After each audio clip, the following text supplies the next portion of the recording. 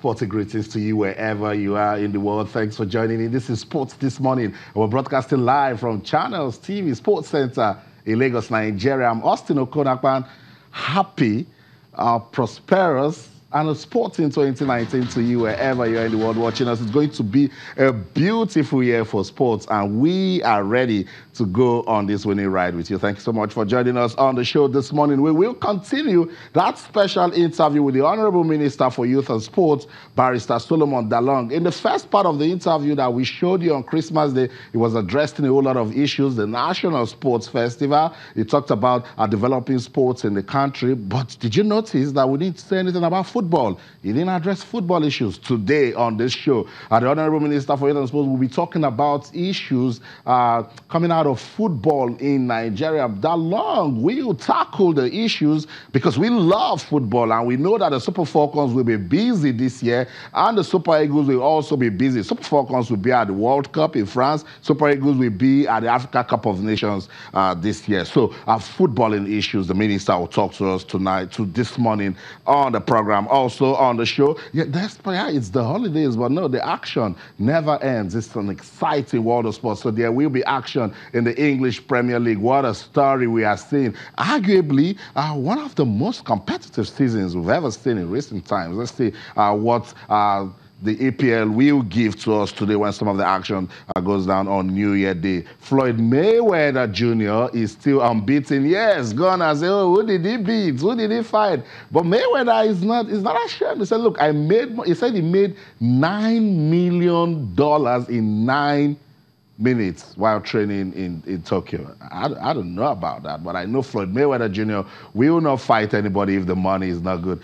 So he defeated the 20-year-old Japanese kickboxer. A lot of talks of it because Mayweather did it for the money, Mayweather did it for showbiz, but Mayweather says, hey, whatever the money is, whatever it is, we'll go there and fight. And that's why he went there to fight. And of course, more money in the bag for Floyd Mayweather Jr. and also still unbeaten. Sports This Morning on your award-winning sports-loving Channels Television. It's a new year, and so we are super excited to be starting the year with you on this program. Let's welcome the guys in the studio. They will be analyzing all of the talks that will come out of the interview we're about to see. Toby Olubi is with us in the studio. Guys, it's good to have you on Sports This Morning. It's good to be here. And of course, Happy New Year. Happy New Year to everyone watching. Happy New Year to you, Austin. Thank you. Larry Penny. I haven't seen Larry in, tell me, how many years? So this is a beautiful way to start the new year. Larry, it's good to have you on Sports This Morning. Happy New Year to you. Happy New Year to the viewer who's watching as well. Nice to see you again. I know. Good to have you. Wherever you are in the world watching Sports This Morning on Channels Television, it's such a pleasure to have you join us on the program. So much is going down in our world of sports, particularly in Nigeria. Don't forget, we are still reviewing what went down in 2018. Wow, what a busy sporting year it was in 2018. We had the World Cup, the Super Falcons were busy. We had loads of competitions here and there. The National Sports Festival made a return. So all of those talking points, we will continue to look at them. You know why? So we will see ways we can make progress in the new year. The Minister for Youth and Sports, Barrister Solomon Dalung, we sat down with him just before the year ran out. We asked him a lot of issues that has come out of sports in the country. Football is the king of sports in Nigeria. We follow it religiously, and so much happened in 2018 in Nigeria. Let me not even start, but let's go. The Honorable Minister for Youth and Sports, Solomon Dalung, is ready to answer all of those questions that we've been asking in football. What's the relationship of the Ministry of Youth and Sports and the Nigeria Football Federation? Well, you know, for us, we are a supervising ministry. I must be very honest with you. Our relationship as a ministry with the Nigerian Football Federation is cordial.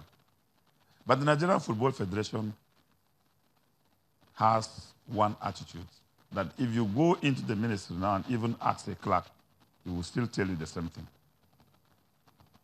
They don't have respect for rules. No. We gave them 1.5 billion during the World Cup. Naira? naira for first round, second round to quarterfinals. We crashed out at quarterfinals, that first round. Yeah. Now the money is for quarterfinals. Government regulations require that you retire that money. As I'm talking to you, the PAMSEC has written more than 5 letters. They have not retired the money. Yet, they are writing that we should release money to them. And I told them, I said, no. You cannot release money to somebody who has not retired what he has been given. Even we, the ministry, if we do not retire, we cannot ask for more. They have not retired as I'm talking to you now. They will go, you see, they operate in a manner that they don't, there is no single non-rule they want to obey, no. And government is run on rules and regulations.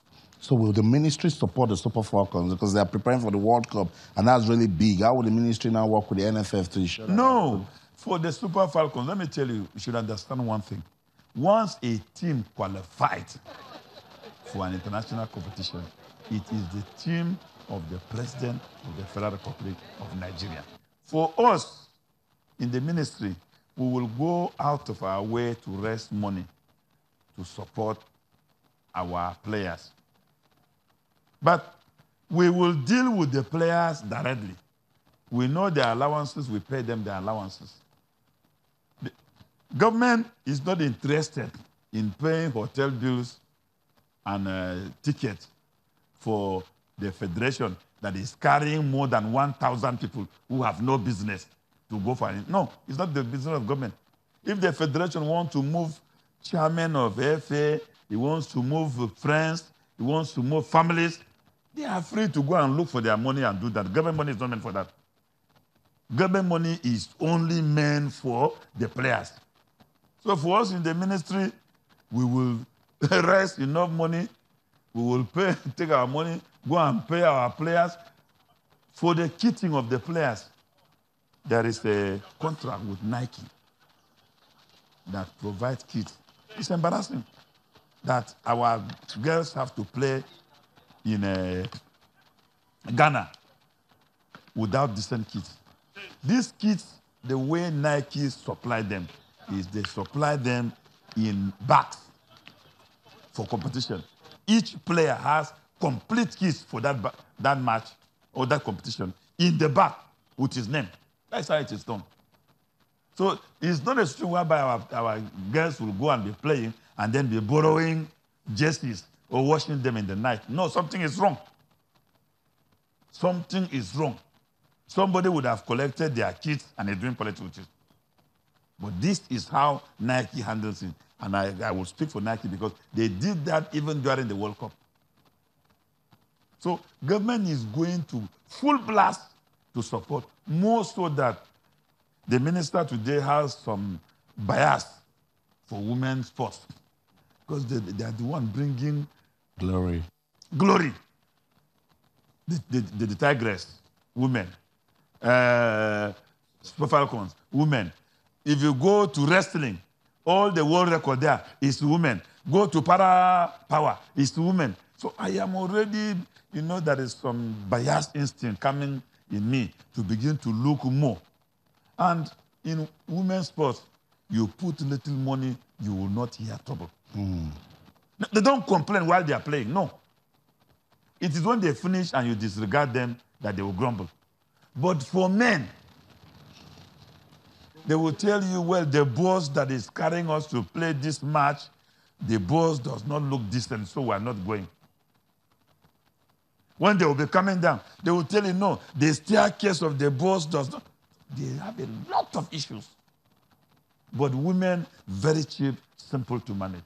For me, if I have my way, I will put more money there because they will make this country proud and better. Men have this enlarged ego. And it is this men's ego that is killing sports administration. Honorable Minister, I liked what you said, full blast. Does that involve that the ministry will work with the NFF to organize friendly matches for the Super Falcons? The organization of friendly matches is the responsibility of the federation. Ours is the welfare of the athletes. You see, there is one thing with what is happening in NFF. If I bring out their proposal now, if we publish that proposal to Nigerians to see, there will be trouble. Like the World Cup, they went with over 600 people from Nigeria. These are friends, associates. They have no business. Meanwhile, President Muhammadu Buhari has developed a principle. When we were going to Rio, the president told me that anybody who has nothing to do with sports has no business going to Rio. It's a principle of this government. If you have nothing to do with sports, you have no business going to Russia. They went with 600 people and were paying hotel and feeding them for political reasons. You think government that is looking for money for infrastructure development will go and be taking people out of the country to go and feed them? If they are playing friendlies, we are interested in the players. We will look for money for the players, the welfare of the players. But all those friends they are carrying, they should look for money to sponsor them. Government will not sponsor friends. Our interest now is our players and our athletes. The monies we are putting in all these things, we are going to redirect the money to target only the players and the athletes and the officials. Coaches, no going back about that. This won't be rest assured. But anybody who wants to travel with committee of friends and family members, you are free. Under democracy, you can go and hire the jet and carry them, but not in government money. That's it. Barrister Solomon Dalung addressing issues in Nigerian football. Yes, it's a new year, so we want new things to start happening with football in the country. Toby, sadly, you're closer, so I give you the first shot. What's your take after listening to the minister?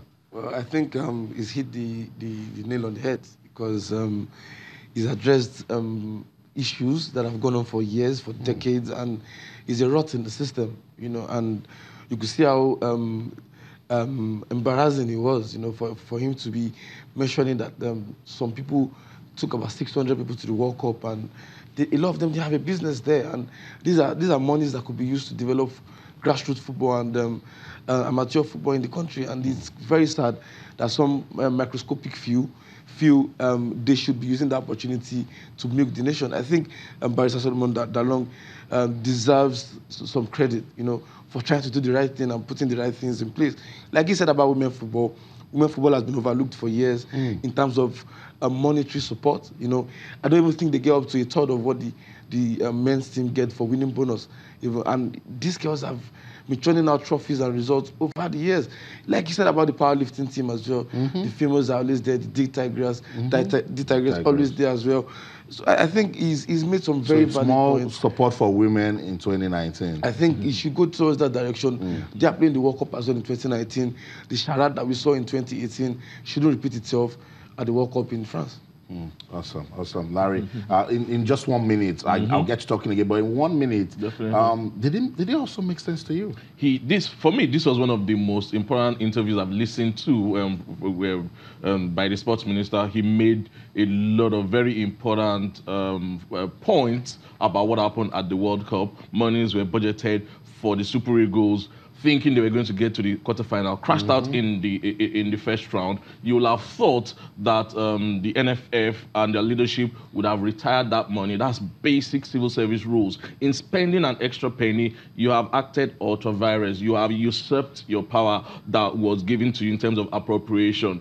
And that could be a criminal offense in Senate claims. But he said they've written 5 letters to the permanent secretary, to the NFF leadership. You would expect that no matter what the circumstance is. And I've listened to the NFF chairman in another platform where he said they spend that money on other things like the under 20 and some other things. No, that money was specifically for the Super Eagles. Okay, so more issues will be addressed. But let's go on this quick break. When we come back, has peace finally come to Nigerian football? That's the next discussion. Don't go anywhere. Stay.